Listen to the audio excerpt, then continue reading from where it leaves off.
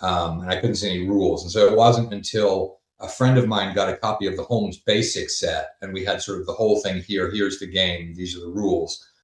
That I started to understand. Okay, this is how this works, and we played it, and did it all wrong, of course, like everybody does the first time. Yeah, I think Uh, everybody does that. yeah, which is one of my messages. I'm seeing a lot of fifth edition DMs out on the internet talking back and forth, and it seems to me, I mean, this isn't an edition thing. I think it's probably more of a generation thing that they're really, really nervous about the idea that they're going to screw up in running a game. People, and it's like they are front loading so much more effort into the games than we ever did back when we were just first learning. It's No, kind of like, yeah, let's just do it. We'll roll. I started back in 2009 or 8, and then if I could go back 20 years, I'd probably be cringing a little bit watching myself try and fumble through it, even through that time.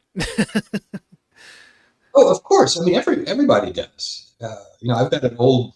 I'll show you something. I don't think it was my first Mega Dungeon, but it was the first one that I ever put into a little binder type of thing back, and I must have been. I probably was like 11 or 12. Hang on a second. I'm just Yeah, no problem. grab this real quick.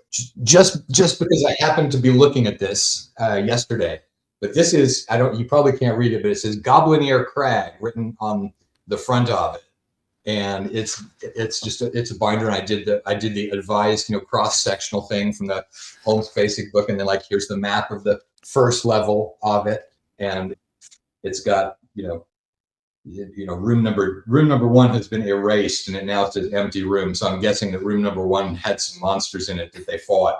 But room number two says large lush room, armchairs abound, small throne at one end where something's erased there, where some monster lives in the stuffing. Oh, giant rats. Some number of giant rats live in the stuffing. Also in the stuffing is a gold piece. And that's all. That's the whole description of that room. But this is the way that it was. That people who are like, how is it done back in the day?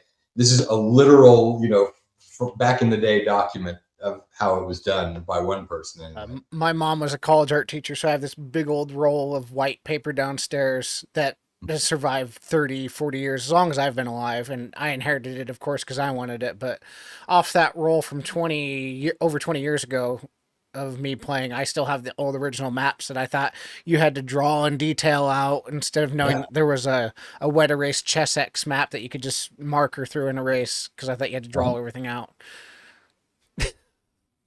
Yeah. I mean, it's great looking back at the stuff that you did.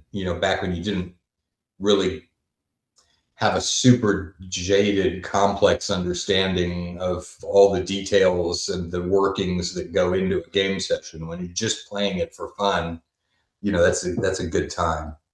Oh, for sure. For anyone listening to this, like, my biggest advice is, if you're just starting out, don't be afraid to mess up, because you're going to. Everybody does at the start of everything. You're going to suck, and it's okay.